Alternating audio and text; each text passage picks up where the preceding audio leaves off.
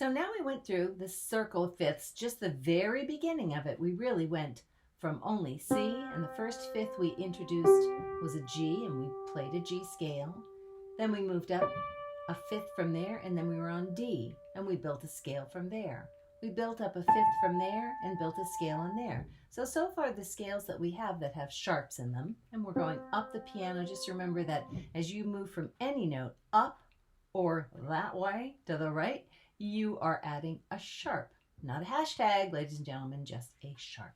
So if you start on C and you build that scale on C and have really good piano fingering, which is 1, 2, 3, thumb under, 1, 2, 3, 4, 5.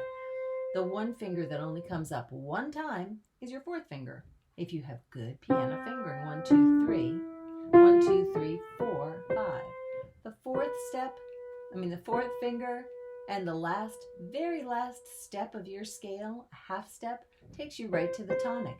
You could really go through and figure out what the last two notes were for any scale. For instance, if I said, what's the last two notes of the scale of A, you would know that the last two notes of the scale of A were the closest notes. It's a half step. It's one of two half steps in the scale. What's the last two notes of a C scale? Let's see if it works. There it is, a half step. What are the last two notes of a G scale? So far we've just talked about the scales that have sharps in them. Am I done? No. We have C, we have G, we have D, and if you remember how I found them, I'm going up a fifth each time. What's the next one? E.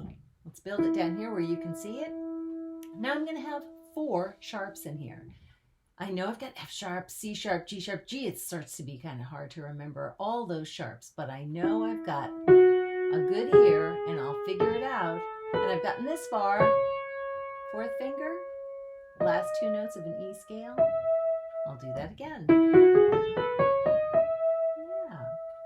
Last one is, believe it or not, the easiest one, even though if we're counting, this one has one of the most amount of scales. It has, most amount of sharps. It has 5 sharps in it. Not fun to read and no fun on a key signature. But on the piano, it's actually a fun scale to play. You play all the sharps.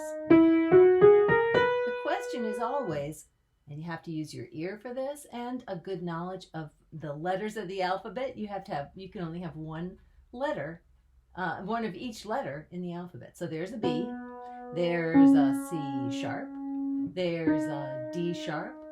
So I can't go to F, I gotta go to E, because E is the next letter in the alphabet. F sharp, G sharp, A sharp. I know we talked about B flat before, but in this scale, it's A sharp and B.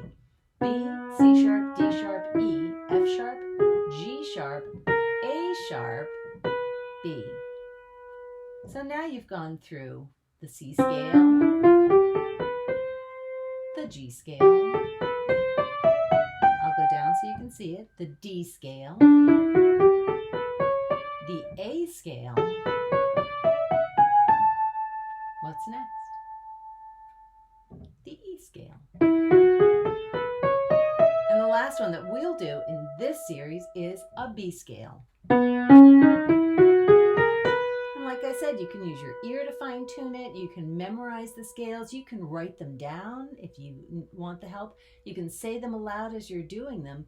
It really does help a lot to start the circle of fifths.